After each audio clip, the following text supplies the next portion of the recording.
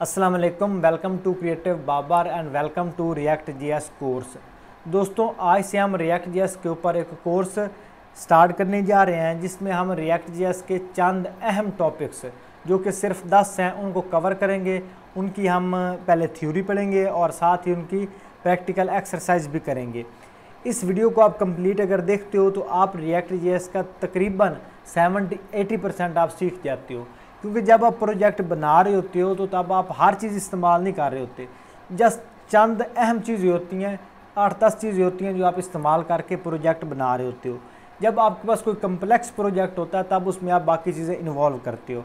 तो मैं इसके जो चंद अहम टॉपिक्स हैं जिनको करने के बाद आप आसानी के साथ प्रोजेक्ट बना सकते हो, और हम वीडियो के एंड के ऊपर एक प्रोजेक्ट भी बनाएंगे जिसको बनाने के बाद आपके जितने भी डाउट्स हैं वो क्लियर हो जाएंगे।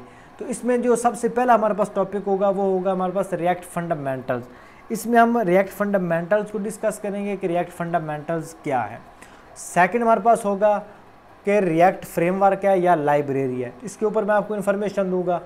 थर्ड हमारे पास होगा कि रिएक्ट को इंस्टॉल किस तरह से करते हैं, इसमें आपको कंप्लीट इसकी इंस्टॉलेशन सिखाऊंगा, जितने भी तरीके हैं रिएक्ट को इंस्टॉल करने के।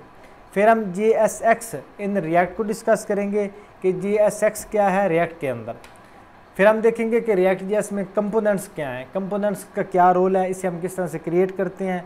पहले हम इसकी थ्योरी देखेंगे और फिर उसको प्रैक्टिकली भी परफॉर्म करेंगे। उसके बाद प्रॉप्स देखेंगे कि रिएक्ट जेएस में प्रॉपर्टीज़ क्या हैं।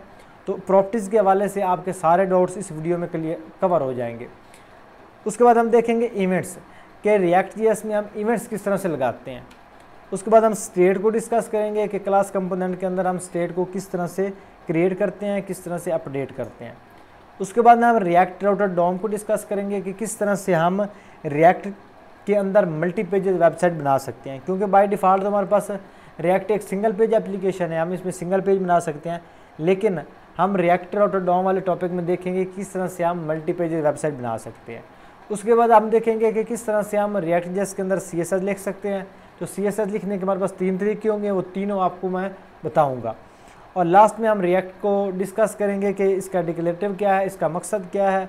उसके बाद हम एक प्रोजेक्ट क्रिएट करेंगे और उस प्रोजेक्ट में हम जितने भी हमने टॉपिक सीखे हैं वो सारे उसमें इम्प्लीमेंट करेंगे और आपके पास एक रेडीमेड प्रोजेक्ट बन जाएगा। उससे पहले अगर आप लोग चैनल पर न्यू हो तो चैनल को लाजमी सब्सक्राइब कर दें, वीडियो को लाइक कर दें और बेल नोटिफिकेशन ऑन कर दें, ताकि जैसे मैं वीडियो अपलोड करूँ साथ ही आपको नोटिफिकेशन मिल जाए।